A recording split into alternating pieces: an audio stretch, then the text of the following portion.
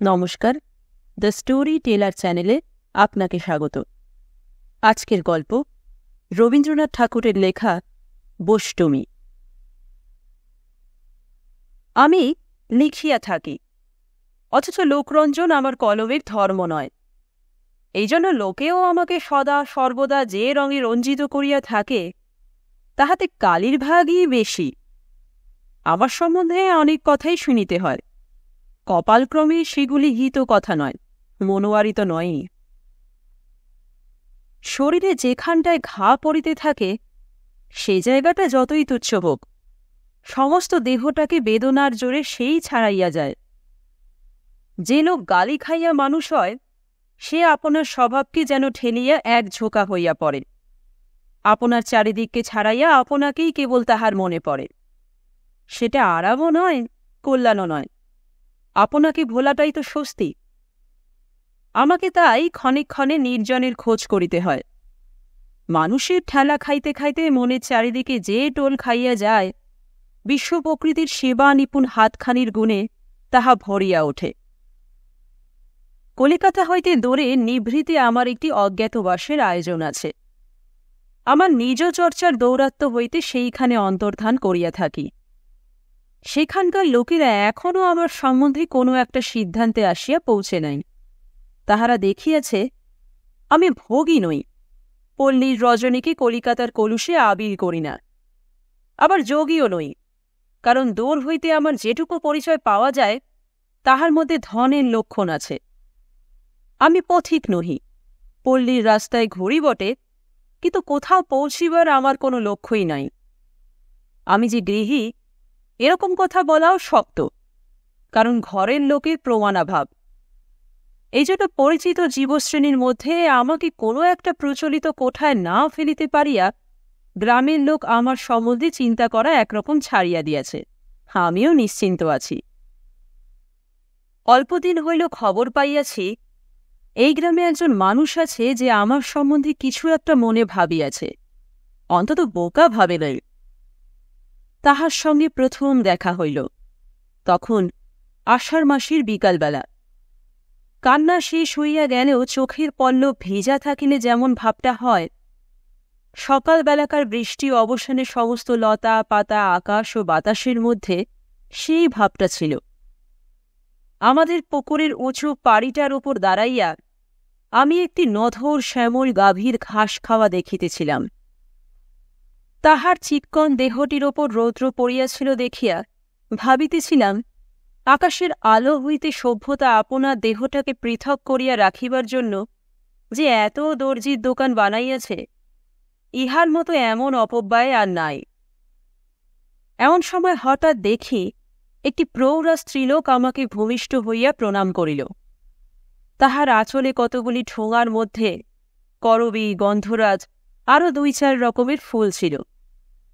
তাহারই মধ্যে একটি আমার হাতে দিয়া ভক্তির সঙ্গে জোরহাত করিয়া সে বলিল, আমার ঠাকুরকে দিলাম, বলিয়া চলিয়া গেল। আমি আশ্চর্য হইয়া গেলাম যে তাহাকে ভালো করিয়া দেখিতেই পাইলাম না। ব্যাপারটা নিতান্তই সাদা, অথচ আমার কাছে তাহা এমন করিয়া প্রকাশ হইল যে সেই যে গাভীটি বিকেলবেলাকার ধূসর রৌদ্রে নেচ দিয়া পিঠের মাছি তাড়াইতে তাড়াইতে নববর্ষার রসকোমল ঘাসগুলি বড় বড় নিঃশ্বাস ফেলিতে ফেলিতে শান্ত আনন্দে খাইয়া বেড়াইতেছে, তাহার জীবলীলাটি আমার কাছে বড় অপরূপ হইয়া দেখা দিল। কথা বলিলে লোকে হাসিবে, কিন্তু আমার মন ভক্তিতে উঠিল। আমি সহজ আনন্দময় জীবনেশ্বরকে প্রণাম করিলাম। বাগানের আমগাছ হইতে পাতা সমেত একটি কচি আমের ডাল লইয়া সেই গাভীকে খাওয়াইলাম। আমার মনে হইল আমি দেবতাকে সন্তুষ্ট করিয়া দিলাম। ইহার পরবৎসর যখন সেখানে গিয়াছি, তখন মাঘের শেষ। সেবার তখনও শীত ছিল। সকালের রৌদ্রটি পূবের জানলা দিয়ে আমার পিঠে আসিয়া পড়িয়াছিল। তাহাকে নিষেধ করি নাই। দোতলার ঘরে বসিয়া লিখিতেছিলাম। বেহারা আসিয়া খবর দিল, আনন্দী বোষ্টমী আমার সঙ্গে দেখা করিতে চায়। লোকটা কে জানি না। অন্যমনস্ক হইয়া বলিলাম, আচ্ছা, এইখানে নিয়ে আয়। বৈষ্ণবী পায়ের ধুলা লইয়া আমাকে প্রণাম করিল। দেখিলাম সেই আমার পূর্ব পরিচিত স্ত্রীলোকটি। সে সুন্দরী কিনা সেটা লক্ষ্যগোচর হইবার বয়স তাহার পার হইয়া গিয়াছে। দোহারা সাধারণ স্ত্রীলোকের চেয়ে লম্বা, একটি নিয়ত ভক্তিতে তাহার শরীরটি নম্র, অথচ বলিষ্ঠ নিঃসংকোচ তাহার ভাব। সবচেয়ে চোখে পড়ে তাহার দুই চোখ। ভিতরকার কি একটা শক্তিতে তাহার সেই বড় বড় চোখ দুটি যেন কোনো দূরে জিনিসকে কাছেই করিয়া দেখিতেছে। তাহার সেই দুই চোখ দিয়া আমাকে যেন ঠেলা দিয়া সে বলিল, এই আবার কি কাণ্ড? আমাকে তোমার এই রাজ সিংহাসনের তলায় আনিয়া হাজির করা কেন? তোমাকে গাছের তলায় দেখিতাম, সে যে বেশ ছিল। বুঝিলাম গাছতলায় এ আমাকে অনেক দিন লক্ষ্য করিয়াছে, কিন্তু আমি ইহাকে দেখি নাই। সর্দির উপক্রম হওয়াতে কয়েকদিন পথে ও বাগানে বেড়ানো বন্ধ করিয়া ছাদের উপরেই সন্ধ্যাকাশের সঙ্গে মোকাবিলা করিয়া থাকি, তাই কিছুদিন সে আমাকে দেখিতে পায় নাই। একটুক্ষণ থামিয়া সে বলিল, গৌর, আমাকে কিছু একটা উপদেশ দাও। আমি মুশকিলে পড়িলাম। বলিলাম, উপদেশ দিতে পারি না, নিতেও পারি না। চোখ মিলিয়া চোখ করিয়া যাহা পাই তাহা লইয়াই আমার কারবার। এই যে তোমাকে দেখিতেছি, আমার দেখাও হইতেছে, শোনাও হইতেছে। বৈষ্ণবী ভারী খুশি হইয়া গৌর গৌর বলিয়া উঠিল। কহিল, ভগবানের তো শুধু রসনা নন, তিনি যে সর্বাঙ্গ দিয়া কথা কন। আমি বলিলাম, চুপ করিলেই সর্বাঙ্গ দিয়া তার সেই সর্বাঙ্গের কথা শোনা যায়, তাই শুনিতেই সহজ ছাড়িয়া এখানে আসি। বৈষ্ণবী কহিল, সেটা আমি বুঝিয়াছি, তাই তো তোমার কাছে আসিয়া বসিলাম। যাইবার সময় সে আমার পায়ের ধুলা লইতে গিয়া দেখিলাম আমার মোজাতে হাত ঠেকিয়া তাহার বড় বাধা বোধ হইল। পরের দিন ভোরে সূর্য উঠিবার পূর্বে আমি ছাদে আসিয়া বসিয়াছি। দক্ষিণে বাগানে ঝাউ গাছগুলার মাথার ওপর দিয়া একেবারে দিকসীমা পর্যন্ত মাঠ ধো ধো করিতেছে। পূর্বদিকে বাঁশ বনে ঘেরা গ্রামের পাশে আখের ক্ষেতের প্রান্ত দিয়া প্রতিদিন আমার সামনে সূর্য ওঠে।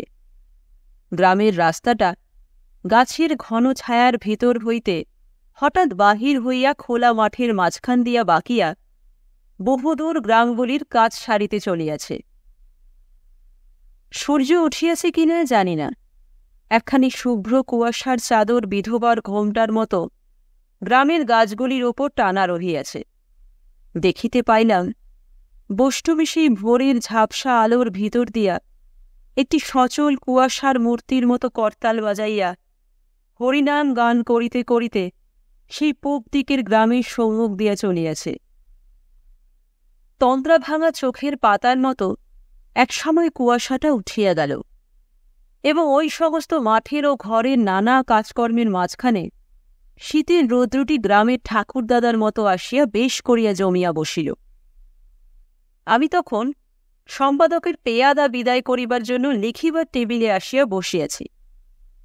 এমন সময় সিঁড়িতে পায়ের শব্দের সঙ্গে একটা গানের সুর শোনা গেল।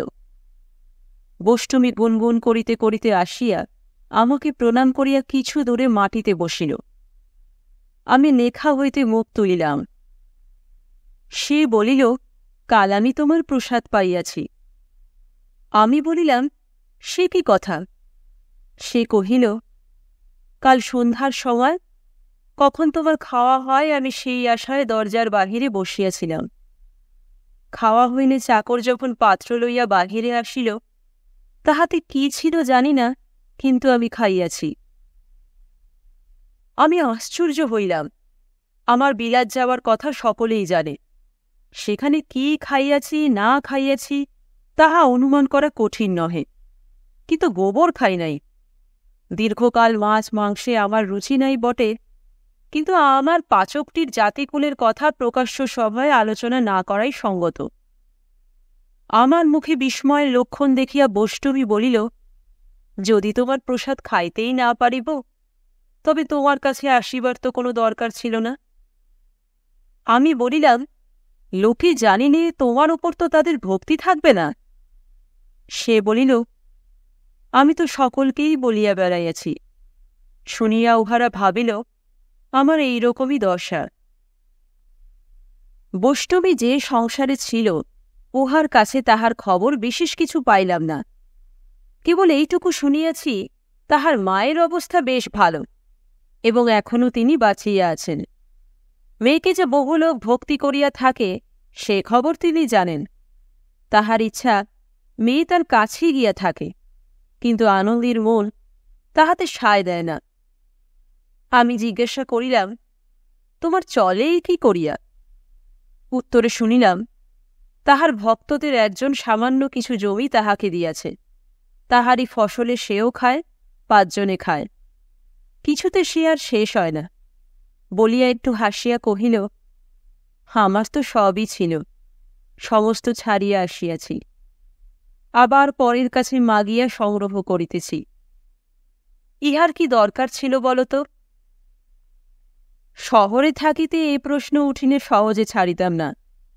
ভিক্ষাজীবিতায় সমাজের কত অনিষ্ট তাহা বুঝাইতাম, কিন্তু এই জায়গায় আসিলে আবার পুঁথিপড়া বিদ্যার সমস্ত ঝাঁজ একেবারে মরিয়া যায়। বৈষ্ণবীর কাছে কোনো তর্কই আমার মুখ দিয়া বাহির হইতে চাহিল না। আমি চুপ করিয়া রহিলাম। আমার উত্তরের অপেক্ষা না রাখিয়া সে আপনিই বলিয়া উঠিল, না না, এ আমার ভালো, আমার মাগিয়া খাওয়া অন্নই অমৃত। তাহার কথার ভাবখানা আমি বুঝিলাম। প্রতিদিনই যিনি নিজে অন্ন যোগাইয়া দেন, ভিক্ষার অন্নে তাহাকেই মনে পড়ে, আর ঘরে মনে হয় আমারই অন্ন আমি নিজের শক্তিতে ভোগ করিতেছি। ইচ্ছা ছিল তাহার স্বামীর ঘরের কথা জিজ্ঞাসা করি, কিন্তু সে নিজে বলিল না, আমিও প্রশ্ন করিলাম না। এখানকার যে পাড়ায় উচ্চবর্ণের ভদ্রলোক থাকে সে পাড়ার প্রতি বৈষ্ণবীর শ্রদ্ধা নাই। বলে, ঠাকুরকে উহারা কিছুই দেয় না, অথচ ঠাকুরের ভোগে উহারাই সবচেয়ে বেশি করিয়া ভাগ বসায়। গরিবেরা ভক্তি করে আর উপবাস করিয়া মরে। এ পাড়ার দুষ্কৃতির কথা অনেক শুনিয়াছি, তাই বলিলাম, এই সকল দুর্মতিদের মাঝখানে থাকিয়া ইহাদের মতিগতি ভালো করো, তাহা হইলেও তো ভগবানের সেবা হইবে। এই রকমের উঁচুদরের উপদেশ অনেক শুনিয়াছি এবং অন্যকে শুনাইতেও ভালোবাসি, কিন্তু বৈষ্ণবীর ইহাতে তাক লাগিল না। আমার মুখের দিকে তাহার উজ্জ্বল চক্ষু দুটি রাখিয়া সে বলিল, তুমি বলিতেছ ভগবান পাপীর মধ্যেও আছেন, তাই উহাদের সঙ্গ করিলেও তাহারই পূজা হয়, এই তো? আমি কহিলাম, হ্যাঁ। সে বলিল, উহারা যখন বাঁচিয়া আছে তখন তিনিও উহাদের সঙ্গে আছেন বৈকি, কিন্তু আমার তাহাতে কি? আমার তো পূজা ওখানে চলিবে না। আমার ভগবান যে উহাদের মধ্যে নাই, তিনি যেখানে আমি সেখানেই তাকে খুঁজিয়া বেড়াই। বলিয়া সে আমাকে প্রণাম করিল। তাহার কথাটা এই যে, শুধু মত লইয়া কি হইবে, সত্য যে চাই, ভগবান সর্বব্যাপী, এটা একটা কথা, কিন্তু যেখানে আমি তাহাকে দেখি সেখানেই তিনি আমার সত্য। এত বড় বাহুল্য কথাটাও কোনো কোনো লোকের কাছে বলা আবশ্যক যে, আমাকে উপলক্ষ করিয়া বৈষ্ণবী যে ভক্তি করে আমি তাহা গ্রহণও করি না, ফিরাইয়াও দিই না। এখনকার কালের ছোঁয়াচ আমাকে লাগিয়াছে। আমি গীতা পড়িয়া থাকি এবং বিদ্বান লোকদের দ্বারস্থ হইয়া তাহাদের কাছে ধর্মতত্ত্বের অনেক সূক্ষ্ম ব্যাখ্যা শুনিয়াছি। কেবল শুনিয়া শুনিয়া বয়স বহিয়া যাইবার জো হইল, কোথাও তো কিছু প্রত্যক্ষ দেখিলাম না। এতদিন পরে নিজের দৃষ্টির অহংকার ত্যাগ করিয়া এই শাস্ত্রহীনা স্ত্রীলোকের 2 চক্ষুর ভিতর দিয়া সত্যকে দেখিলাম। ভক্তি করিবার ছলে শিক্ষা দিবার কি আশ্চর্য প্রণালী! পরদিন সকালে বৈষ্ণবী আসিয়া আমাকে প্রণাম করিয়া দেখিল, তখনও আমি লিখিতে প্রবৃত্ত। বিরক্ত হইয়া বলিল, তোমাকে আমার ঠাকুর এত মিথ্যা খাটাইতেছেন কেন? যখনই আসি দেখিতে পাই তুমি লেখা লইয়াই আছো। আমি বলিলাম, যে লোকটা কোনো কর্মেরই নয়, ঠাকুর তাহাকে বসিয়া থাকিতে দেন না, পাছে সে মাটি হইয়া যায়। যত রকমের বাজে কাজ করিবার ভার তাহারই উপরে পড়ে। আমি যে কত আবরণে আবৃত তাহাই দেখিয়া সে অধৈর্য হইয়া ওঠে। আমার সঙ্গে দেখা করিতে হইলে অনুমতি লইয়া দোতলায় চড়িতে হয়। প্রণাম করিতে আসিয়া হাত থাকে মোজা জোড়া। সহজ দুটো কথা বলা এবং শোনার প্রয়োজন, কিন্তু আমার মনটা কোনো লেখার মধ্যে তলাইয়া। হাতজন করিয়া সে বলিল, গৌর, আজ ভোরে বিছানায় যেমনি উঠিয়া বসিয়াছি অমনি তোমার চরণ পাইলাম। আহা, সেই তোমার দুখানি পা, কোনো ঢাকা নাই। সে কি ঠান্ডা, কি কোমল! কতক্ষণ মাথায় ধরিয়া রাখিলাম। সে তো ক্ষোভ হইল, তবে আর আমার এখানে আসিবার প্রয়োজন কি? প্রভু, এ আমার মোহ নয় তো? ঠিক করিয়া বলো। লিখিবার টেবিলের ওপর ফুলদানিতে পূর্বদিনের ফুল ছিল। মালি আসিয়া সেগুলি তুলিয়া লইয়া নতুন ফুল সাজাইবার উদ্যোগ করিল।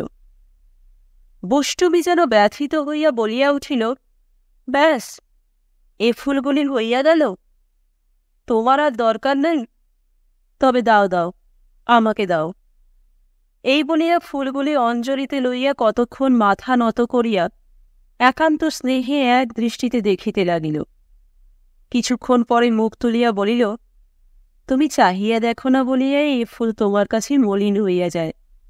যখন দেখিবে তখন তোমার লেখাপড়া সব ঘুচিয়া যাইবে। এই বলিয়া বষ্টমী বহু যত্নে ফুলগুলি আপন আঁচলের প্রান্তে বাঁধিয়া লইয়া মাথায় ঠেকাইয়া বলিল, আমার ঠাকুরকে আমি লইয়া যাই। কেবল ফুলদানিতে রাখিলেই যে ফুলের আদর হয় না, তাহা বুঝিতে আমার বিলম্ব হইল না। আমার মনে হইল, ফুলগুলিকে যেন স্কুলের পড়া না পারা ছেলেদের মতো প্রতিদিন আমি বেঞ্চের ওপর দাঁড় করাইয়া রাখি। সেই দিন সন্ধ্যার সময় যখন ছাদে বসিয়াছি, বষ্টমী আমার পায়ের কাছে আসিয়া বসিল। কহিল, আজ সকালে নাম শুনাইবার সময় তোমার প্রসাদী ফুলগুলি ঘরে ঘরে দিয়া আসিয়াছি। আমার ভক্তি দেখিয়া বেণী চক্রবর্তী হাসিয়া বলিল, পাগলি, কাকে ভক্তি করিস তুই? বিশ্বের লোকে যে তাকে মন্দ বলে। হ্যাঁ গো, সকলে নাকি তোমাকে গালি দেয়। কেবল এক মুহূর্তের জন্য মনটা সংকুচিত হইয়া গেল। কালির ছিটা এত দূরেও ছড়ায়? বষ্টমী বলিল, বেণী ভাবিয়াছিল আমার ভক্তিটাকে এক ফুইয়ে নিবাইয়া দিবে, কিন্তু এ তো তেলের বাতি নয়, হে যে আগুন।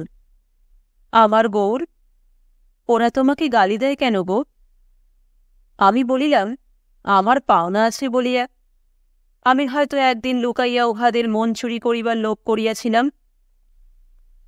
বষ্টমী কহিল, মানুষের মনে বিষ যে কত সে তো দেখিলে, লোভ আর টেকিবে না। আমি বলিলাম, মনে লোভ থাকিলেই মারের মুখে থাকিতে হয়, তখন নিজেকে মারিবার বিষ নিজের মনই যোগায়। তাই আমার ওঝা আমারই মনটাকে নির্বিষ করিবার জন্য এত কড়া করিয়া ঝাড়া দিতেছেন।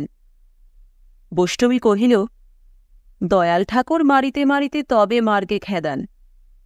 শেষ পর্যন্ত যে সহিতে পারে সেই বাঁচিয়া যায়। সেই দিন সন্ধ্যার সময় অন্ধকার ছাদের উপর সন্ধ্যাতারা উঠিয়া আবার অস্ত গেল। বষ্টমী তাহার জীবনের কথা আমাকে শুনাইল। বষ্টমী বলিল, আমার স্বামী বড় সাদা মানুষ।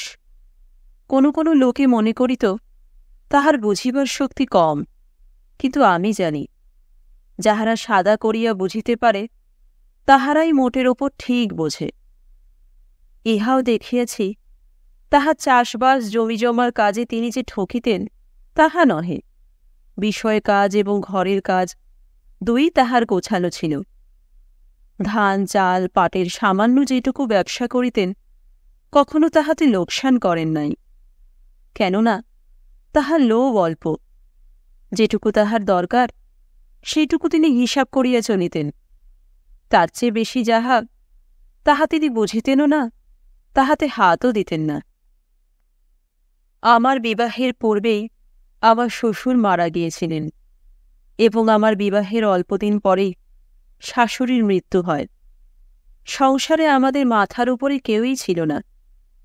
আমার স্বামী মাথার উপরে একজন উপরওয়ালাকে না বসাইয়া থাকিতে পারিতেন না।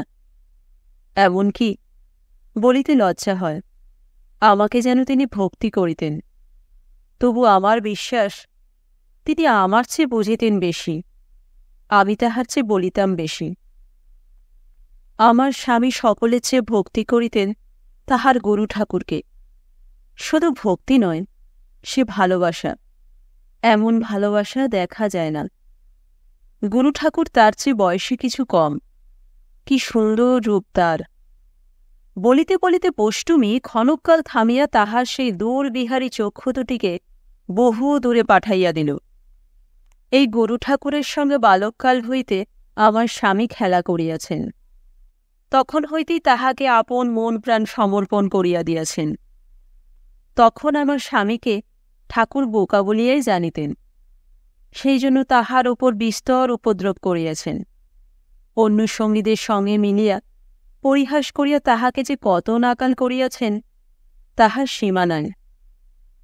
বিবাহ করিয়া এই সংসারে যখন আসিয়াছি, তখন গুরু ঠাকুরকে দেখি নাই। তিনি তখন কাশীতে অধ্যয়ন করিতে গিয়াছেন, আমার স্বামী সেখানকার খরচ যোগাইতেন। গুরু ঠাকুর যখন দেশে ফিরিলেন, তখন আমার বয়স বোধ করি 18 হইবে। 15 বছর বয়সে আমার একটি ছেলে হইয়াছিল। বয়স কাঁচা ছিল বলিয়াই আমার সেই ছেলেকে আমি যত্ন করিতে শিখি নাই। পাড়ার সইদের সঙ্গে মিলিবার জন্যই তখন আমার মন ছুটিত। ছেলের জন্য ঘরে বাঁধা থাকিতে হয় বলিয়া এক এক সময় তাহার উপর আমার রাগ হইত। হায় রে, ছেলে যখন আসিয়া পৌঁছাইয়াছে, মা তখনও পিছাইয়া পড়িয়া আছে। এমন বিপদ আর কি হইতে পারে। আমার গোপাল আসিয়া দেখিল, তখনও তাহার জন্য ননি তৈরি নয়, তাই সে রাগ করিয়া চলিয়া গেছে। আমি আজও মাঠে ঘাটে তাহাকে খুঁজিয়া বেড়াইতেছি। ছেলেটি ছিল বাপের নয়নের মণি। আমি তাহাকে যত্ন করিতে শিখি নাই বলিয়া তাহার বাপ কষ্ট পাইতেন, কিন্তু তাহার হৃদয় ছিল যে বোবা। আজ পর্যন্ত তাহার দুঃখের কথা কাহাকেও কিছু বলিতে পারেন নাই। মেয়ে মানুষের মতো তিনি ছেলের যত্ন করিতেন। রাত্রে ছেলে কাঁদিলে আমার অল্প বয়সের গভীর ঘুম তিনি ভাঙাইতে চাহিতেন না। নিজে রাত্রে উঠিয়া দুধ গরম করিয়া খাওয়াইয়া কতদিন খোকাকে কোলে লইয়া ঘুম পাড়াইয়াছেন, আমি তাহা জানতেও পারি নাই। তাহার সকল কাজই এমন নিঃশব্দে। পূজা পার্বণে জমিদারের বাড়িতে যখন যাত্রা বা কথা হইত, তিনি বলিতেন, আমি রাত জাগতে পারি না, তুমি যাও, আমি এখানেই থাকি। তিনি ছেলেটিকে লইয়া না থাকিলে আমার যাওয়া হইবে না, এই জন্য তাহার ছুতা। আশ্চর্য এই, তবু ছেলে আমাকেই সকলের চেয়ে বেশি ভালোবাসিত। সে যেন বুঝিত, সুযোগ পাইলেই আমি তাহাকে ফেলিয়া চলিয়া যাইব। তাই সে যখন আমার কাছে থাকিত, তখনও ভয় ভয় থাকিত। সে আমাকে অল্প পাইয়াছিল বলিয়াই আমাকে পাইবার আকাঙ্ক্ষা তাহার কিছুতেই মিটিতে চাহিত না। আমি যখন নাহিবার জন্য ঘাটে যাইতাম, তাহাকে সঙ্গে লইবার জন্য সে আমাকে রোজ বিরক্ত করিত। ঘাটে সঙ্গিনীদের সঙ্গে আমার মিলনের জায়গা, সেখানে ছেলেকে লইয়া তাহার খবরদারি করিতে আমার ভালো লাগিত না। সেজন্য পারতপক্ষে তাহাকে লইয়া যাইতে চাহিতাম না। সেদিন শ্রাবণ মাস, থেকে থেকে ঘন কালো মেঘে 2 প্রহর বেলাটাকে একেবারে আগাগোড়া মুড়ি দিয়া রাখিয়াছে। স্নানে যাইবার সময় খোকা কান্না জুড়িয়া দিল। মিস্টারিনী আমাদের হেসেলের কাজ করিত। তাহাকে বলিয়া গেলাম, বাছা, ছেলেকে দেখিও, আমি ঘাটে একটা ডুব দিয়া আসি গে। ঘাটে সেই সময়টিতে আর কেহ ছিল না। সঙ্গিনীদের আসিবার অপেক্ষায় আমি সাঁতার দিতে লাগিলাম। দিঘিটা প্রাচীন কালের, কোন রানী কবে খনন করাইয়াছিলেন, তাই ইহার নাম রানী সাগর। সাঁতার দিয়া এই দিঘি এপার ওপার করা মেয়েদের মধ্যে কেবল আমিই পারিতাম। বর্ষায় তখন কুলে কুলে জল। দিঘি যখন প্রায় অর্ধেকটা পার হইয়া গিয়াছি, এমন সময় পিছন হইতে ডাক শুনিতে পাইলাম, মা। ফিরিয়া দেখি খোকা ঘাটের সিঁড়িতে নামিতে নামিতে আমাকে ডাকিতেছে। চিৎকার করিয়া বলিলাম, আর আসিস নে, আমি যাচ্ছি। নিষেধ শুনিয়া হাসিতে হাসিতে সে আরও নামিতে লাগিল। ভয়ে আমার হাত পায়ে যেন খিল ধরিয়া আসিল, পার হইতে আর পারিই না। চোখ বুজিলাম, পাছে কি দেখিতে হয়। এমন সময় পিছল ঘাটে সেই দিঘির জলে খোকার হাসি চিরদিনের মতো থামিয়া গেল। পার হইয়া আসিয়া সেই মায়ের কোলের কাঙাল ছেলেকে জলের তলা হইতে তুলিয়া কোলে লইলাম, কিন্তু আর সে মা বলিয়া ডাকিল না। আমার গোপালকে আমি এতদিন কাঁদাইয়াছি, সেই সমস্ত অনাদর আজ আমার উপর ফিরিয়া আসিয়া আমাকে মারিতে লাগিল। বাঁচিয়া থাকিতে তাহাকে বারবার যে ফেলিয়া চলিয়া গেছি, আজ তাই সে দিনরাত আমার মনকে আঁকড়াইয়া ধরিয়া রহিল। আমার স্বামীর বুকে যে কতটা বাজিল সে কেবল তাহার অন্তর্যামেই জানেন। আমাকে যদি গালি দিতেন তো ভালো হইত, কিন্তু তিনি তো কেবল সহিতেই জানেন, কহিতে জানেন না। এমনি করিয়া আমি যখন একরকম পাগল হইয়া আছি, এমন সময় গরু ঠাকুর দেশে ফিরিয়া আসিলেন। যখন ছেলে বয়সে আমার স্বামী তাহার সঙ্গে একত্রে খেলাধুলা করিয়াছেন, তখন সে এক ভাব ছিল। এখন আবার দীর্ঘকাল বিচ্ছেদের পর যখন তার ছেলে বয়সের বন্ধু বিদ্যালাভ করিয়া ফিরিয়া আসিলেন, তখন তাহার পরে আমার স্বামীর ভক্তি একেবারে পরিপূর্ণ হইয়া উঠিল। কে বলিবে খেলার সাথী, ইহার সামনে তিনি যেন একেবারে কথা কহিতে পারিতেন না। আমার স্বামী আমাকে সান্ত্বনা করিবার জন্য তাহার গুরুকে অনুরোধ করিলেন। গুরু আমাকে শাস্ত্র শুনাইতে লাগিলেন। শাস্ত্রের কথায় আমার বিশেষ ফল হইয়াছিল বলিয়া মনে তো হয় না। আমার কাছে সেসব কথার যা কিছু মূল্য, সে তাহারই মুখের কথা বলিয়া। মানুষের কণ্ঠ দিয়াই ভগবান তাহার অমৃত মানুষকে পান করাইয়া থাকেন। অমন সুধাপাত্র তো আর তার হাতে আর নাই। আবার ওই মানুষের কণ্ঠ দিয়াই তো সুধা তিনিও পান করেন। গুরুর প্রতি আমার স্বামীর অজস্র ভক্তি আমাদের সংসারকে সর্বত্র মৌচাকের ভিতরকার মধুর মতো ভরিয়া রাখিয়াছিল। আমাদের আহার বিহার ধনজন সমস্তই এই ভক্তিতে ঠাসা ছিল, কোনো ফাঁক ছিল না। আমি সেই রসে আমার সমস্ত মন লইয়া ডুবিয়া তবে সান্ত্বনা পাইয়াছি। তাই দেবতাকে আমার গরুর রূপেই দেখিতে পাইলাম। তিনি আসিয়া আহার করিবেন, তারপর তাহার প্রসাদ পাইব।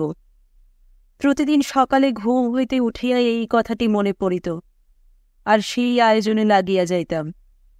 তাহার জন্য তরকারি কুটিতাম। আমার আঙুলের মধ্যে আনন্দধ্বনি বাজিত।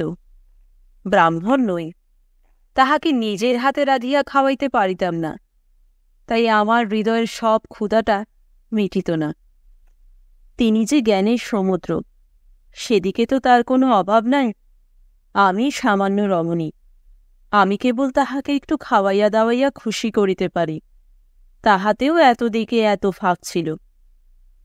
আমার গুরুসেবা দেখিয়া আমার স্বামীর মন খুশি হইতে থাকিত, এবং আমার উপরে তাহার ভক্তি আরও বাড়িয়া যাইত।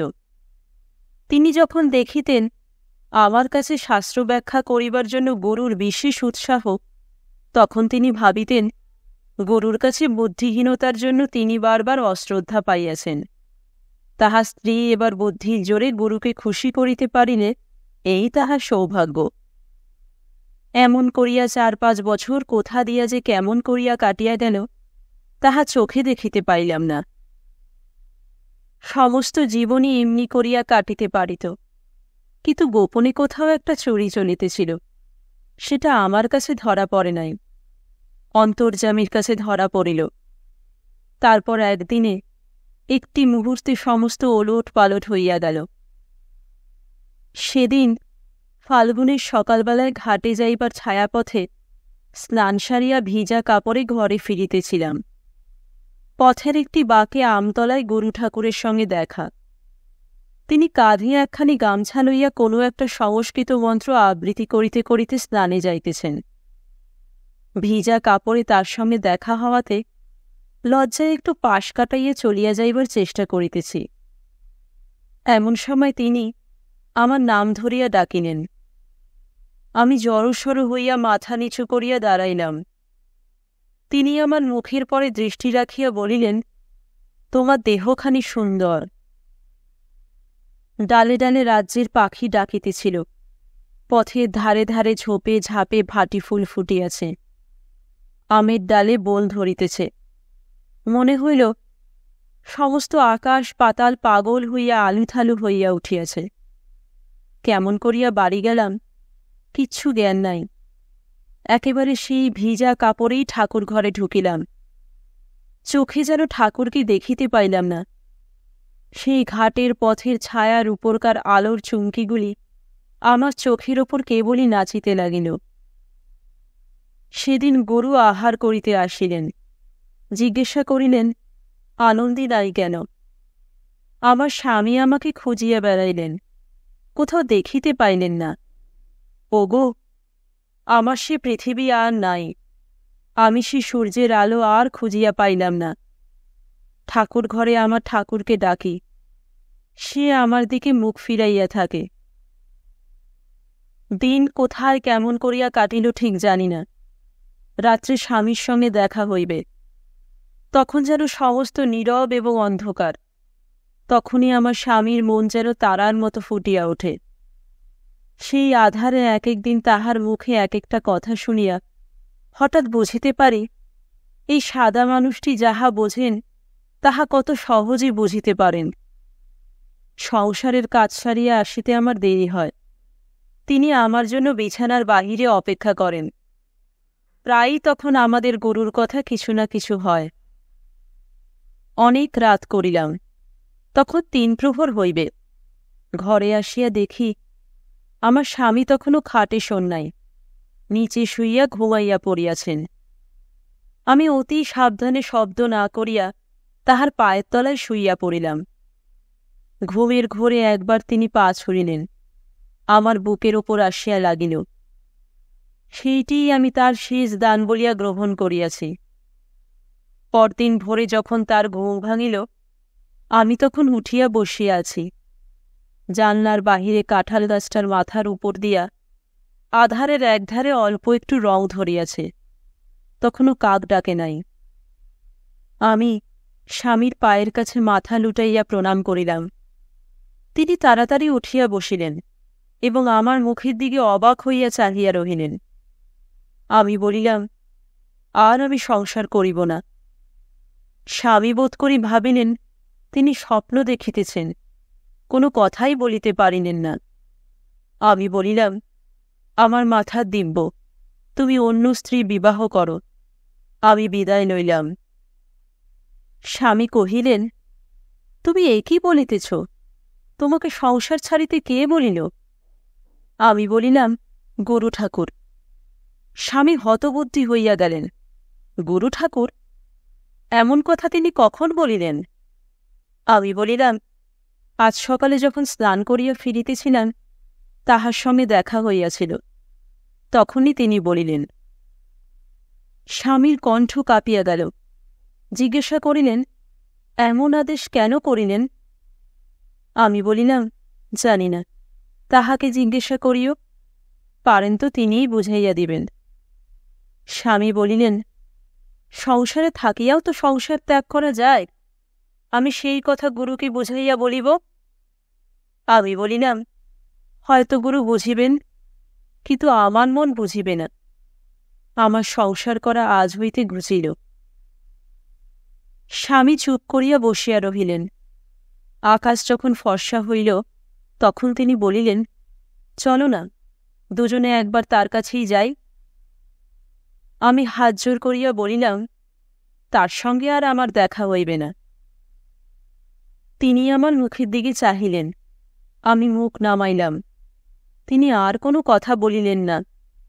আমি জানি, আমার মনটা তিনি একরকম করিয়া দেখিয়া লইলেন।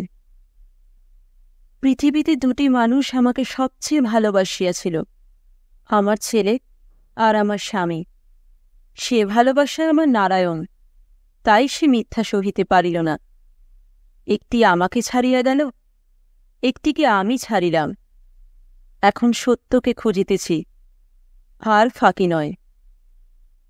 এই বলিয়া বষ্টমী গড় করিয়া প্রণাম করিল। নমস্কার, দ্য স্টোরি টেলার চ্যানেলে আজকের স্টোরি এখানেই শেষ। Please do like, share and subscribe to my channel and press the bell icon for the new update. সঙ্গে থাকুন, সুস্থ থাকুন। অনেক ধন্যবাদ।